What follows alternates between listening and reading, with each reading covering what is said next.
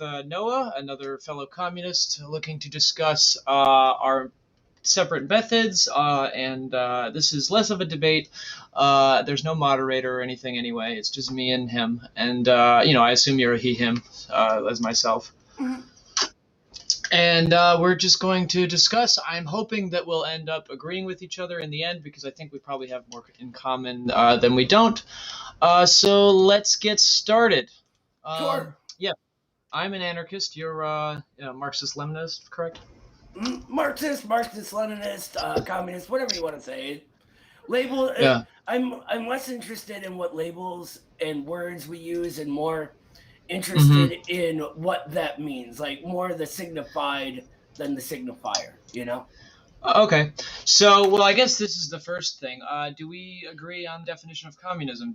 What I'm is sure your we opinion? Okay. All right. Well, that's the best place to start then, I would think. How would you define communism?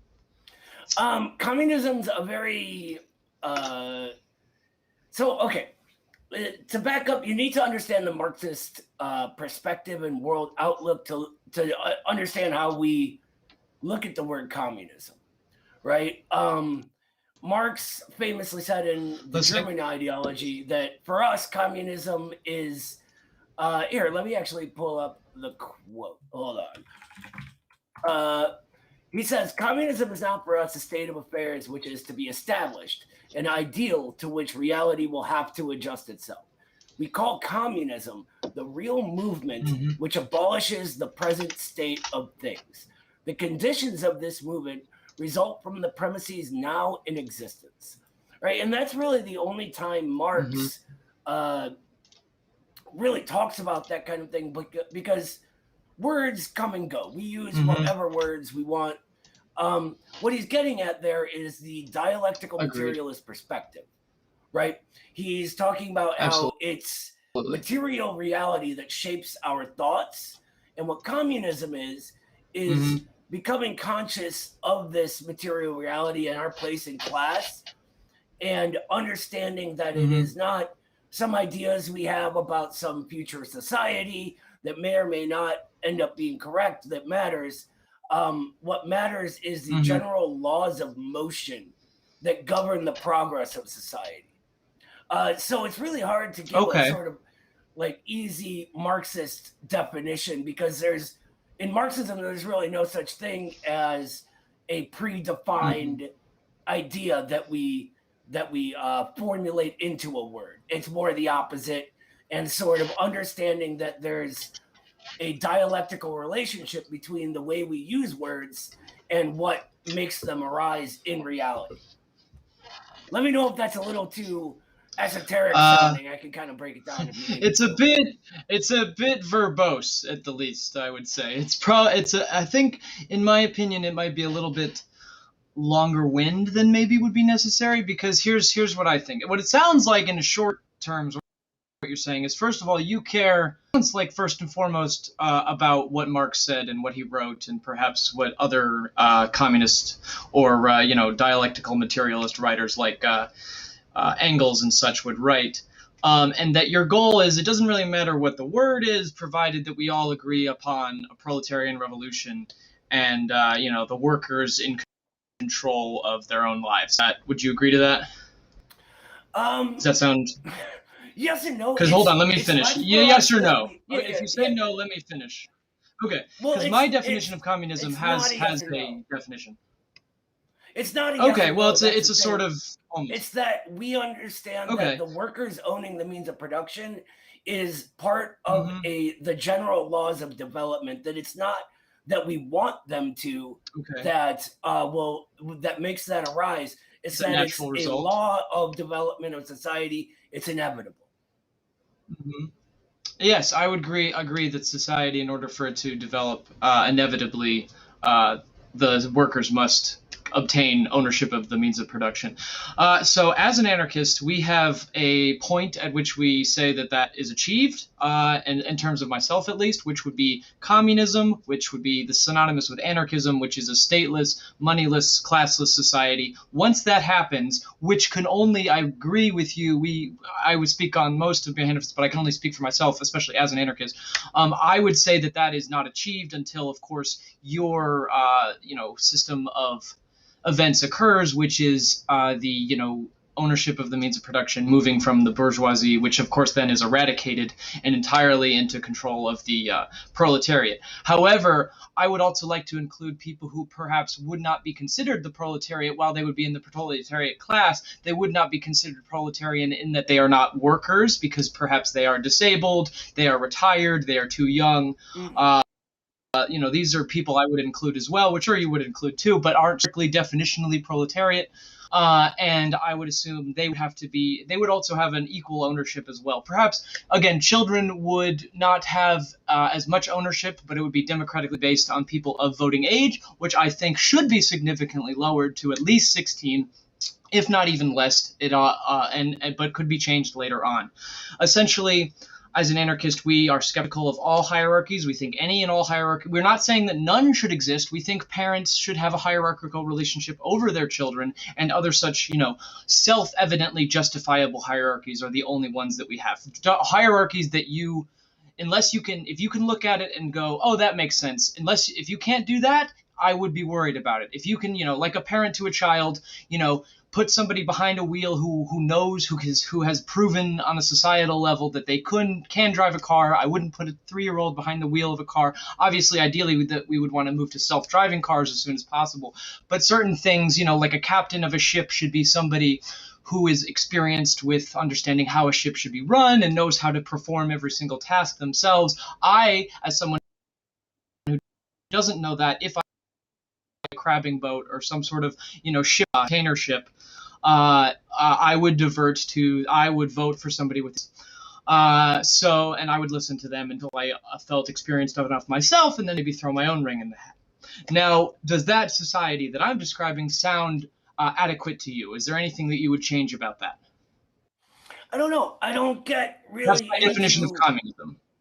Well, I don't get into ideas about future societies so much, because the only thing that's really constant in the world is change, right? Mm-hmm. And it's not going to be up to you or me to decide all of these things. It's going to be up to the people, and power in the hands of the people. Yes, agreed. Democracy. So you can't really. And whoever actually is in power, obviously.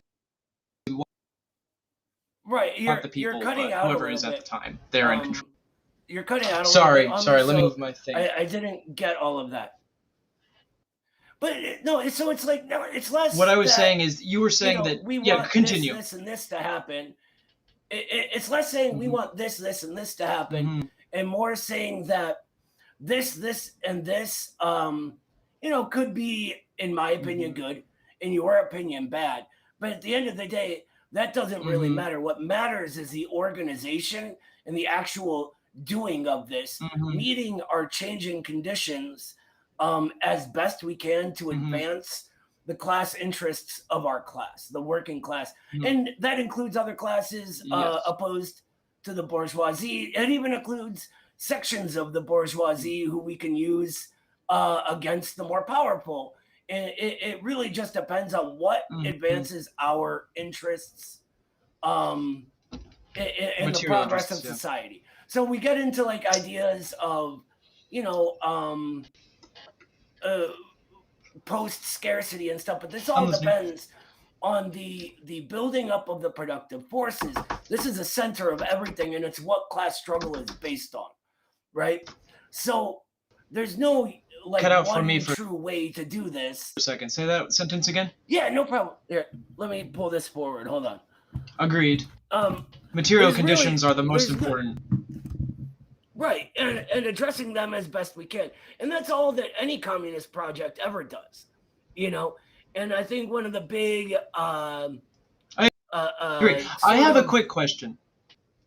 Sure.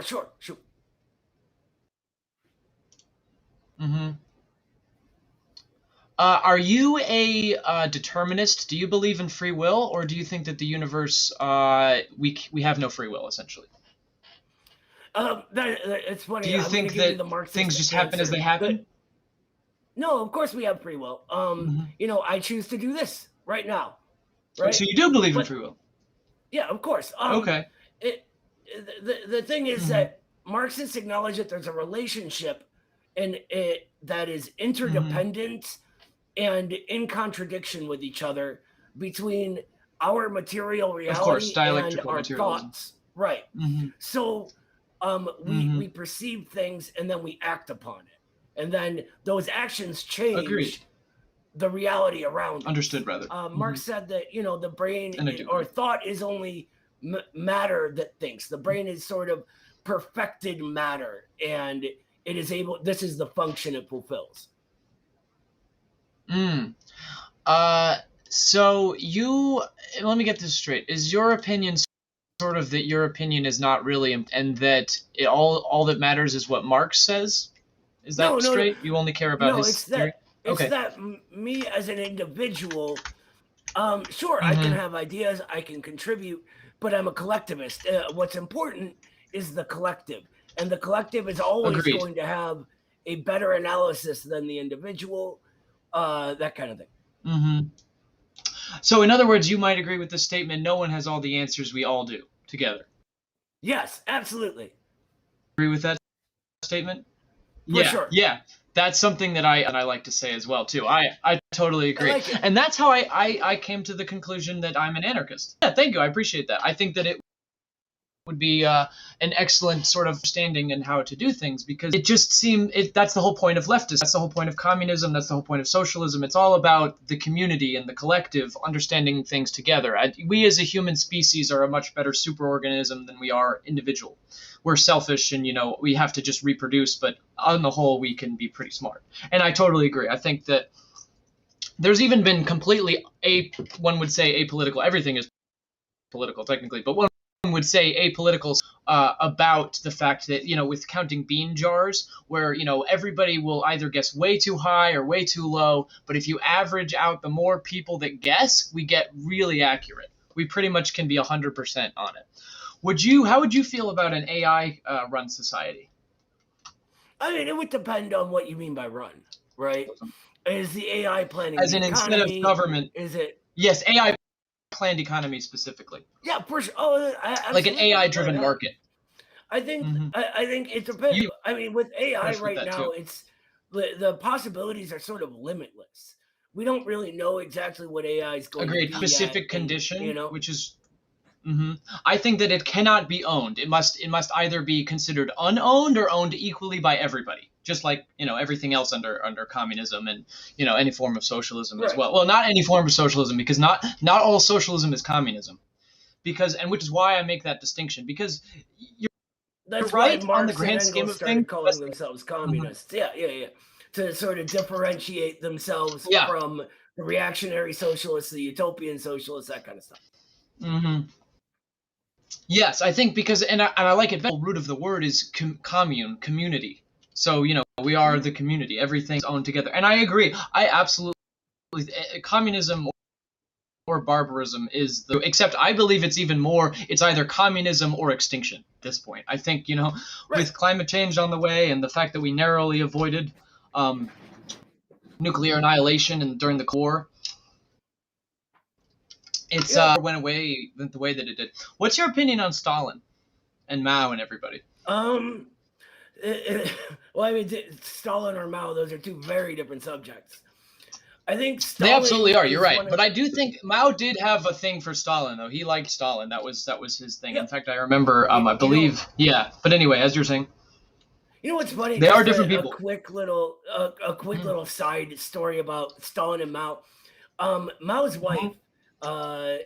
She was one of the Gang of Four and a very big individualist and ultra left, or Marxists sometimes referred to this. When you say individual, almost like a neo-libertarian, like communism, but like when you say individual anarchist, like. Well, not really. Well, I'm asking, could you elaborate? Yeah. She like an individualist. Yeah, Marxists often refer to these types as petty bourgeois radicals, right? Her consciousness. When you say these types, who do you mean? You mean like Mao's wife? Mao's wife. Mao's wife, yeah. And actually, Okay. a lot And of she the was- things she- Mao did did, she- especially towards the end of his life.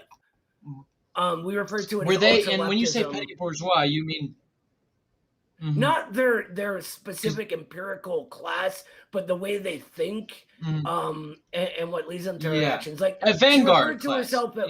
Well, no. She referred to herself one time as a cadre of one.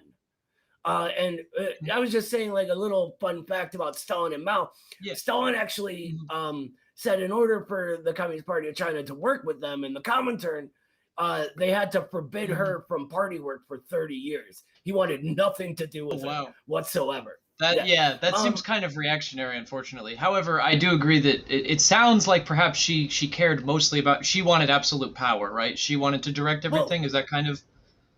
What do you mean by like the Padre of one? What I mean? Yeah, she thought exactly. she was the most revolutionary, and at the time they were, instituting the Cultural Revolution and just all these horrible barbaric practices. They had, children murdering their teachers. The Cultural Revolution was pretty crazy, very revolutionary. Right. How's a 14-year-old gonna know what bourgeois decadence is? You know what I mean? That's crazy. No, absolutely. But so, like, this is what Stalin was seeing, and saying, no, she can't be let around any party work. No. I would agree. Obviously, the problem is that Stalin is that to some extent too, even, and that's why I believe. I mean, if you recall, that's the thing. I'm pretty sure Lenin was not super. Lenin was very keen on Stalin either, and I also agree that Lenin revolution as well. Yeah. Okay, so they were all Stalin is probably one of the most. Stalin was probably one of the most misunderstood people in history. He even said, they will a mountain of lies will be. Sure. He said. Yeah, I'll send it to you on the private chat, and then we can add each other and give scores. Better than Twitter. It's easier for communication. Yeah, sure. So Stalin being one of the most misunderstood figures in all of history, he's pretty much the opposite of the guy that, like, our ruling class has painted him as. And they did that for good reason. It was the Cold War, right? They were fighting the communists at the time. They're repressing our Communist Party, arresting us, that kind of stuff. And that part of the world, both Russia and China, were all very, like, agrarian and much more feudalist than they were still in their feudal age. They hadn't quite reached capitalist levels of industrialization. So they were very revolutionary because it depends on what era of the Soviet they were Union different. You're talking about. I'm thinking of the revolution for both. The October Revolution times and there were, and this is maybe even before that. When you talk of other classes, one of the great additions of Lenin to Marxism, which is one of the reasons we call it Marxism-Leninism, was the understanding that the peasantry could fulfill a progressive role in history, which before that, all of the sort of orthodox Marxists at the time, which really is meaning they were dogmatic. It was Kautsky, the Second International, those types. They were saying, these people have reactionary class interests. We can't trust them. Trotsky called them, Trotsky looked down his nose at the peasants, which was most of that's country. Kind of unfit. Especially since he's a revolutionary. Really I think the elitist whole point of revolution is the peasantry. Well, you cannot win a revolution without the peasantry. There's no way you can do that. Yeah, exactly. It's that they're the army. They're the revolution. That's what Lenin was saying at the time. And it's very good that Lenin won out, obviously, or we wouldn't have had the Soviet Union. Yeah, good. And so much. You're not a fan of Trotsky, or you mean Lenin won against the what are they called? It's the czars. I forget their names. Well, at the time, Trotsky. Romanov. Okay, so it depends on which figure you want to talk about. Do we want to talk about Trotsky or Stalin or? I mean, we started with Stalin. I think it seems so. It shows you were talking just now about Lenin though specifically, right? But we have a whole bunch of people. I should write down. We about Mao's wife too. We started with her. Do you know her name, by the way? Let me write all this down.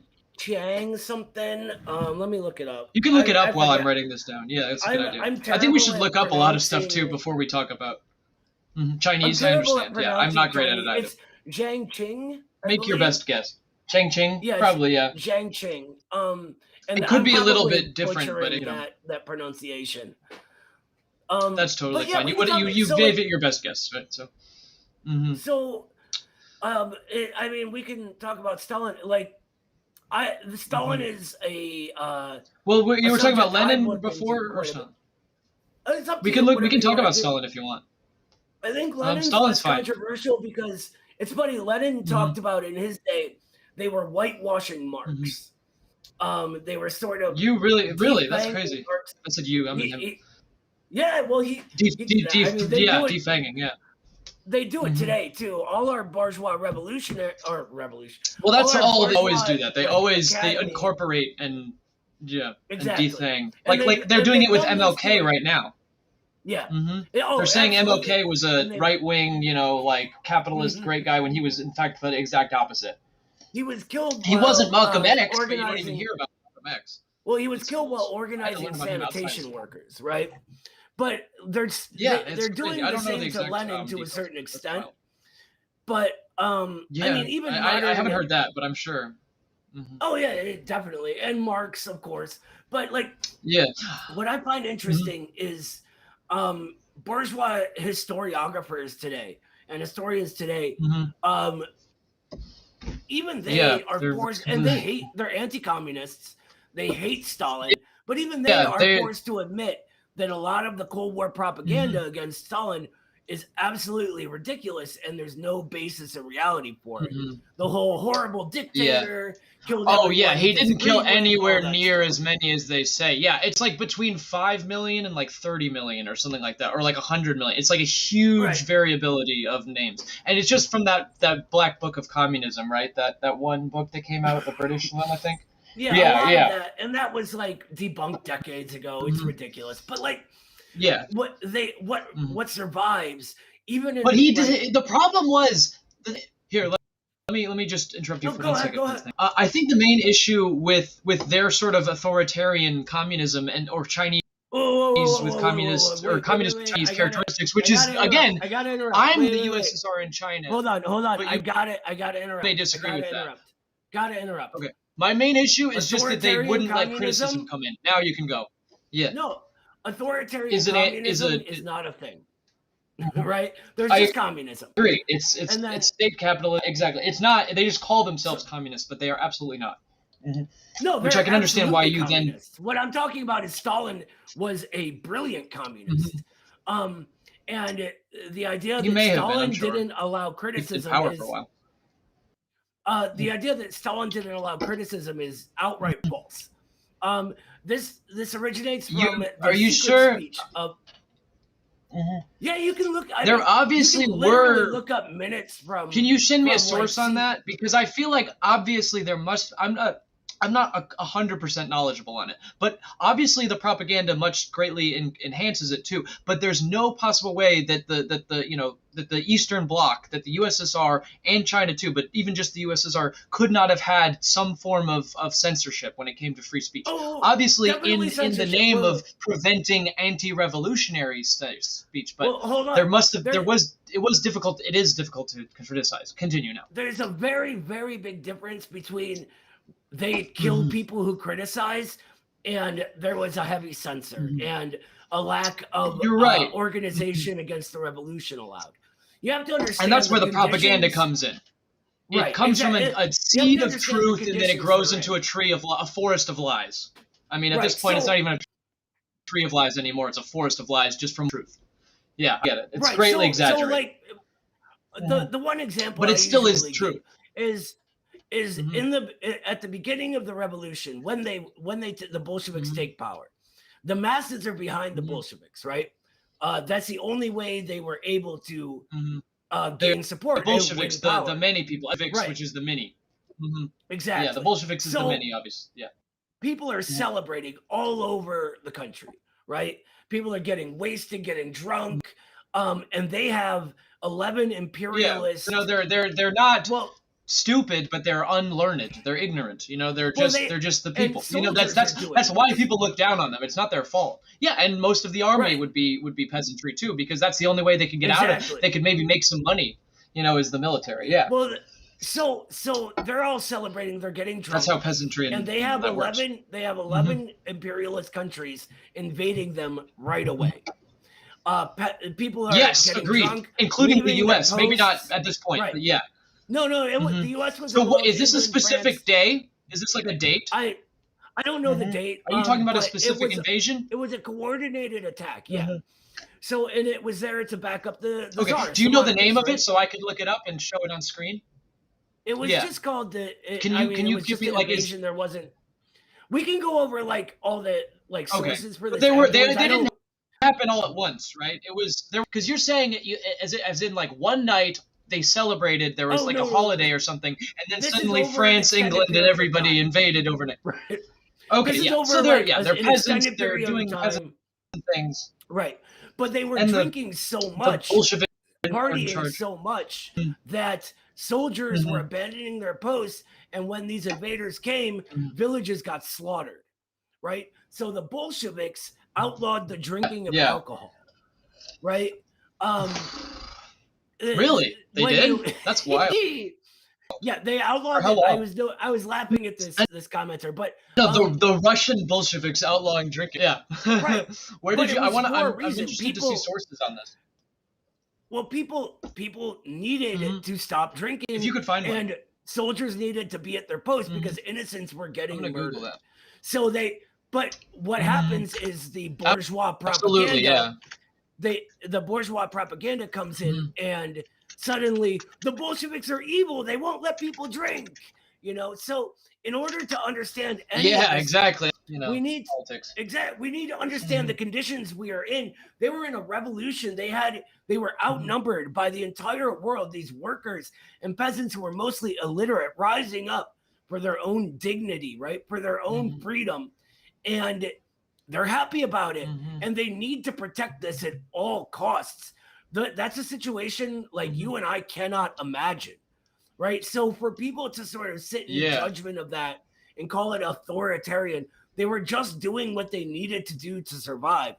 And that's sort of the entire story of the Soviet Union. That is that turns into Stalin and the push for democracy. Counter-revolutionary speak is absolutely a thing, and I'm so glad that you bring that up and mention that, because that is like the thing that spread it all out, was we can't let people have absolutely free speech because there are liars and anti-revolutionaries that will come, and especially in or even like late 1800s Russia and even like China, they're peasants, so they have they're going straight from like having a king to being in charge of everything. They almost have no context for this. This is almost like an outside of context problem here. Like if you're a peasant, there is no like, we think of like nowadays with it has a chance, especially under capitalism with our propaganda and everything, we have an idea that you can make money and become rich, at least potentially. That's the idea. They had no concept. The best they could do is like, I can make food for myself, and then I can maybe join the army and maybe have some money to give, for some extra food for a little while, or, in this case, alcohol, and just drink and everything like that. And now, owns everything. Yeah. It's just there's no context for being in charge. Understand so they can easily be misled. The Slavic culture. You also have to understand that the Slavic culture is not. Hold on, are you still there? 2020. Yeah, can you hear me? There you are. Yeah, I can hear you now. It kind of went. The Slavic culture in this time around like the late 1800s, right? Yeah, around. Right. The Slavic culture is this before the October Revolution or after? Well, it's sort of the history Absolutely. and the whole or even Western right? culture. So this is a very pragmatic people. They're not interested in giving the enemies of the people the vote. Right? Stalin brought this up at one point. His whole career was focused around fighting the bureaucracy, right? Because he and Lenin both talked about the power and danger of this growing bureaucracy they had. And they did not want to cement power over the people into the hands of this bureaucracy. but the people outvote Stalin, right? Stalin says we need to give the vote to these everyone. The people say no, that lets the enemies of the people vote. We need only this, and this happen. And it's like you have to understand that this was their culture. This was what was normal for them. So like there's that. Where can I can't find a source Bolsheviks outlawing drinking. I'm sure it happened, but I'd like to see a website about that. I'm looking at Wikipedia. I know Wikipedia is not the best, but it's certainly a good place to start. Wikipedia is a terrible place to start. Don't ever use Wikipedia, especially for communism. Well, I mean, for certain things. I wouldn't ever, knowing what the Gray Zone wrote about Wikipedia, I would never use it for anything. But anyway, so who's the Gray Zone? Independent journalists, they do a lot of great stuff. Okay. Is it like thegrayzone.com? Can you send me a website? Yeah. The Gray Zone Project? I have my keyboard, I just want to look it up. My keyboard's like slanted. Hold on. That's fine. You can tell me what to look it up too. I'm looking up the Gray Zone Project. The Gray Zone investigated journalism on Empire. Thegrayzone.com. Here, I'll share my screen. I can't hear you right now. Let's see. I'll put this over here. And this over here. Here. Can you hear me? I can't hear you, bud. Hold on. Hello? Uh-oh, we're running out of sound. But anyway, this is the Gray Zone. I can't hear you. Uh-oh. Can you just type to me or something? Maybe your mic fell out? We might have to restart. Uh-oh. Technical difficulties, folks. But this is the Gray Zone that he's talking about. So he said something about Wikipedia. There doesn't seem to be a search function, which is annoying. And why is it so zoomed in looking? Those ads are huge. I still can't hear you. Noah? It says hold on. Wait, maybe, is it really as simple? I'm just, can you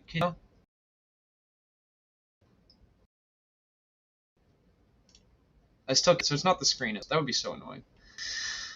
I don't know why I can't hear you. Hold on. We might have to send this. Hold on. I'm gonna turn you off and turn you back on. All right. I removed him from the stream. Now I'm gonna add him to the stream. I still can't. No, I still can't hear you. Can you hear me? Thumbs up if you can hear me. Okay, he said thumbs up, so he can hear me. I cannot hear you, so we might have to end the stream and restart. Okay, 1 second. Give me a thumbs up if you wanna end it, and give me a thumbs down if you want to keep talking. If you want to keep trying. I'm gonna make him big. Thumbs up. You want me to restart? Okay, I will end the stream.